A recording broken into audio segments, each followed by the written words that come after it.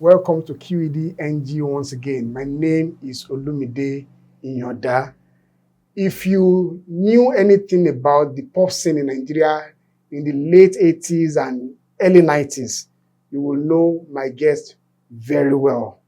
You would have listened and danced to his songs. That I am sure of. My guest today is Alex O. Thank you very much. Good to be here. Good to be here. Good to be here. You're welcome. Yes. Do you have an idea how big you were in the 80s and 90s? Sometimes it crosses my mind that I achieved some milestones then. And other times, you are just having fun, doing what you love doing, and continue to do it and enjoy it. You understand? During that time, most of us went into music because we loved music so much. We had the passion for it. And we knew that, yes, if we continued with what we were doing, we would achieve a whole lot of things. And luckily for us, God was on our side and we were able to achieve, some good level of fame, if you want to call it. Okay, now let me burst your modesty bubble. In the early 90s, Okay. songs like Celebrate, Okay. Banana, In the Name of Love, those songs and you... Oh, you know all of them? I danced to those songs. I danced to those songs. Thank you for everybody. Thank you in for my the time. support. I mean, everybody in my circle knew and danced to those songs. Okay. Those songs and new names like African Michael Jackson, Bobby Brown, Johnny Gill. The way you danced in Banana and Do It, some people even called you MC Amma. Yeah. So I'm saying that and to burst your modesty bubble. Okay. That was, and in fact, you posted a video of Banana on Facebook. Lately. Yeah, Yes, lately. yes. And some of the things people said was, I had a serious crush on him back then. I went to his concert in Port Harcourt. People followed you everywhere. Now, but the question they also ask, what happened to Alex O? Okay, a very long story, but I'll try and cut it as short as possible. My career peaked after all those songs, all those hit songs, and I started thinking, okay, what do I do next? All I wanted to achieve was to get famous, get popular, with music, play good music, get to have people to accept my music, and yeah, all that came by God's grace and through hard work. So I started thinking, what do I do next? Okay, let me make one more album and see what happens next. Because I had already started thinking of traveling, going out there to study, learn how things are done outside Nigeria, and upgrade myself in some ways, prepare for the future. I actually finished an album of about eight songs, yes, and took it to the record company to say, okay, I've got this material. Which company? Well, it used to be Polygram, later Premier Music.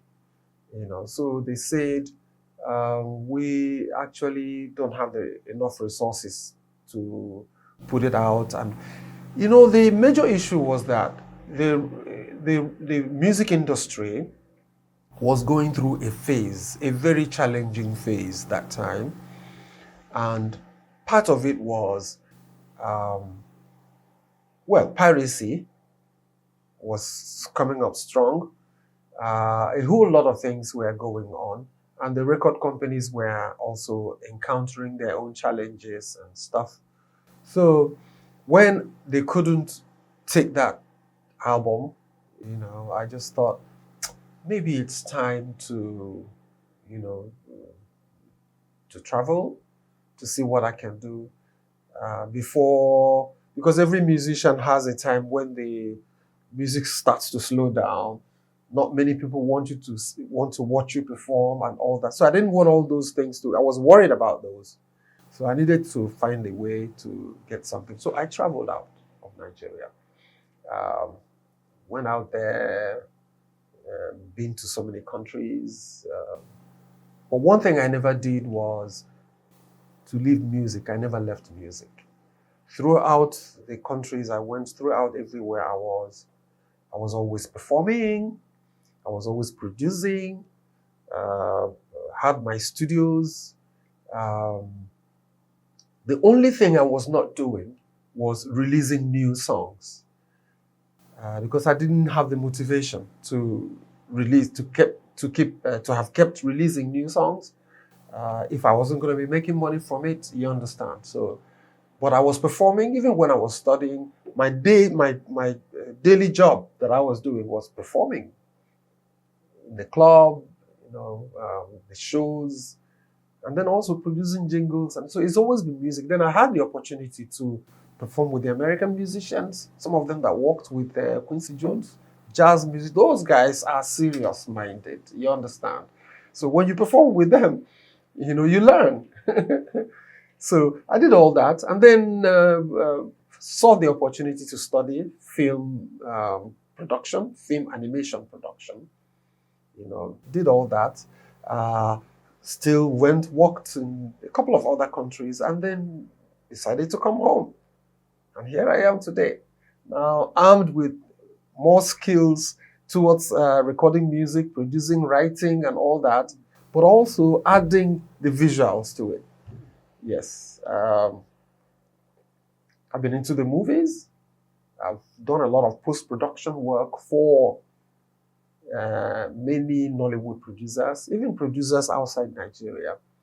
And as time went on, the internet started getting bigger, started getting to be more helpful.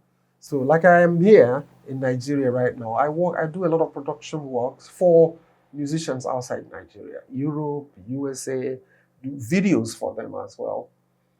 So I thank God for the opportunities that came my way, which I took. And I am here, back in the industry, repositioned to move to the next Level. level. Yes. Okay, thanks. So when you said you traveled, where did you travel to? Because I've seen reports of South Africa, Singapore, USA, London. Where exactly were you? At first, I went to Singapore. A friend of mine was going to Singapore, and he said, that time I was in Port Harcourt then, and he said, what are you doing? Why don't we travel? Let's travel together so that you can get out there and see what and how, I looked at it and I'm like, okay, and I had a little bit of money on me, So I said, okay, let's go. And we went. That same night, we just dropped our things in the hotel and went to the nightclub. The nightclub in the basement of Hyatt Hotel, Singapore. We went there. Some of the guys who came with us, in the plane, so they said, come, let's go and have some fun. We just came in and, so I said, okay. I didn't take off my clothes, my jacket, and we went to that nightclub.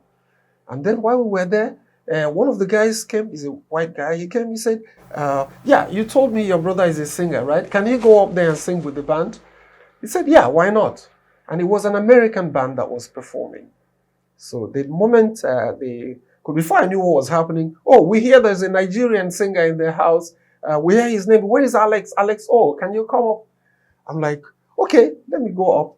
I went up there and they asked, what kind of song can you sing with us? So I said, okay, what songs do you play? I've listened to a few. Do you sing Don't Look Any Further by Dennis Edwards? What's the name of Dennis Edwards, right? Yes, of the Temptations. He said, yes, we do. We do play it. The moment they started jamming it, I took the mic and I exploded in the club. It's a very big club. And I'm telling you right now, that same night, I got 4 job offers to come and work in some of the clubs in Singapore as a singer. And I looked at it, I'm like, this is tempting, man. Okay. And I got a job the next day from that single jamming I did in that club. The next day, I got a job to perform as a singer. And a whole lot of other clubs were coming, So I looked at it, I said, but what do? I didn't plan to come and stay. How? And the temptation was there, strong. I said, okay, why not? So what I now did, I had to make another trip back to Nigeria and then return, and that's how I stayed back. So from there, then to other countries, Sweden, everywhere, performing. But my major base was in Singapore. That's where I had my studio. So I started taking time, building my studio, putting everything together. And it was what I was always thinking of doing, get out there, see what's out there, experience how things are done, how music is recorded, how they do what they do out there, you understand? And study. So I looked at it and I said, okay, start. And that was what happened.